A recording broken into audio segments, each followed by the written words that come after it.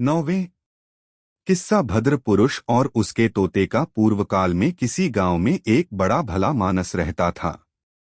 उसकी पत्नी अतीव सुंदरी थी और भला मानस उससे बहुत प्रेम करता था। अगर कभी घड़ी भर के लिए भी वह उसकी आंखों से ओझल होती थी तो वह बेचैन हो जाता था। एक बार वह आदमी किसी आवश्यक कार्य से एक अन्य नगर को गया। वहां के बाजार में भांति भांति के और चित्र विचित्र पक्षी बिक रहे थे। वहां एक बोलता हुआ तोता भी था। तोते की विशेषता यह थी कि उससे जो भी पूछा जाए उसका उत्तर बिल्कुल मनुष्य की भांति देता था। इसके अलावा उसमें यह भी विशेषता थी कि किसी मनुष्य की अनुपस्थिति में उसके घर पर जो घटनाएं घटी होती थीं उन्हें भी वह उस मनुष्य के पूछने पर बता देता था। कुछ दिनों बाद उस भद्र पुरुष का विदेश जाना हुआ। जाते समय उसने तोते को अपनी पत्नी के सुपुर्द कर दिया कि इसकी अच्छी तरह देखरेख करना। वह परदेश चला गया और काफी समय बाद लौटा। लौटने पर उसने अकेले में तोते से पूछा कि यहाँ मेरी अनुपस्थिति में क्या क्या हुआ। उसकी अनुपस्थिति में उसकी पत्नी ने खूब मनमानी की थी और शील के बंधन तोड़ दिए थे। तोते ने अपने स्वामी से सारा हाल कह सुनाया।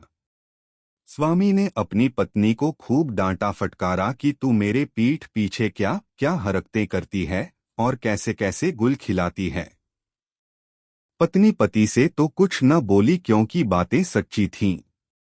लेकिन यह सोचने लगी कि यह बातें उसके पति को किसने बताई।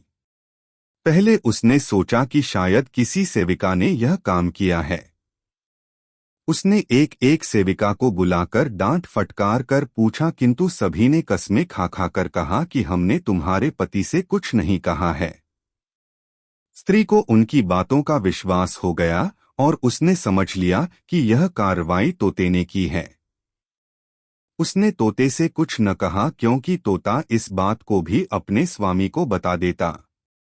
किंतु वह इस फिक्र में रहने लगी कि किसी प्रकार तोते को अपने स्वामी के सन्मुख झूठा सिद्ध करें और अपने प्रति उसके अविश्वास और संदेह को दूर करें। कुछ दिन बाद उसका पति एक दिन के लिए फिर गांव से बाहर गया। स्त्री ने अपनी सेविकाओं को आज्ञा दी कि रात में एक सेविका सारी रात तोते के पिंजरे के नीचे चक्की पीसे, दूसरी उस पर इस तरह पानी डालती रहे जैसे वर्षा हो रही है, और तीसरी सेविका पिंजरे के पीछे की ओर दिया जलाकर खुद दर्पण लेकर तोते के सामने खड़ी हो जाए और दर्पण पर पड़ने वाले प्रकाश को तोते की आंखों के सामने रह रह कर डालती रहे। सेविकाएं रात भर ऐसा करती रहीं और भोर होने के पहले ही उन्होंने पिंजरा ढक दिया। दूसरे दिन वह भद्र पुरुष लौटा तो उसने एकांत में तोते से पूछा कि कल रात को क्या क्या हुआ था। तोते ने कहा, हे स्वामी, रात को मुझे बड़ा कष्ट रहा। रात भर बादल गरजते रहे, बिजली चमकती रही और वर्षा होती रही। चूंकि विगत रात को बादल और वर्षा का नाम भी नहीं था, इसलिए आदमी ने सोचा कि यह तोता बगैर सिर पैर की बातें करता है और मेरी पत्नी के बारे में भी इसने जो कुछ कहा वह भी बिल्कुल बकवास थी। उसे तोते पर अत्यंत क्रोध आया और उसने तोते को पिंजरे से निकाला और धरती पर पटक कर मार डाला।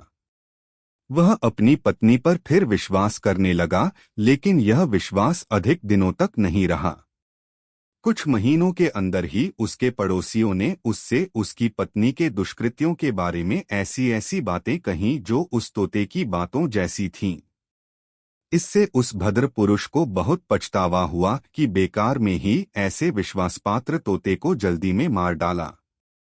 मछुआरे ने इतनी कहानी कहकर गागर में बंद दैत्य से कहा कि बादशाह गरीक ने तोते की कथा कहने के बाद अपने मंत्री से कहा, तुम दुश्मनी के कारण चाहते हो कि मैं दूबा हकीम को, जिसने मेरा इतना उपकार किया है और तुम्हारे साथ भी कोई बुराई नहीं की है, निरपराध ही मरवा डालूं।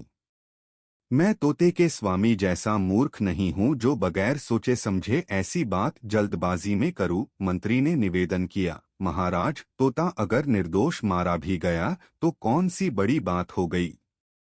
न स्त्री का दुष्कृत्य कोई बड़ी बात है, किंतु जो बात मैं आपसे कह रहा हूँ वह बड़ी बात है और इस पर ध्यान देना जरूरी है। फिर आपके बहुमूल्य जीवन के लिए एक निरपराध व्यक्ति मारा भी जाए तो इसमें खेद की क्या बात है। उसका इतना अपराध है ही कि सभी लोग उसे शत्रु का भेदिया कहते हैं। मुझे उससे न ईर्ष्या है न शत्रुता। मैं जो कुछ कहता हूँ आप ही के भले के लिए कहता हूँ। मुझे इससे कुछ लेना देना नहीं कि वह अच्छा है या बुरा, मैं तो केवल आपकी दीर्घायु चाहता है। अगर मेरी बात असत्य निकले तो आप मुझे वैसा ही दंड दें जैसा एक राजा ने अपने अमात्य को दिया था। उस अमात्य को अंततः राजाज्ञा से मरना ही पड़ा था। बादशाह ने पूछा किस राजा ने अमात्य को प्राणदंड दिया और किस बात पर दिया। मंत्री ने यह कहानी कही। मंत्री ने राजा को कहानी सुनाई।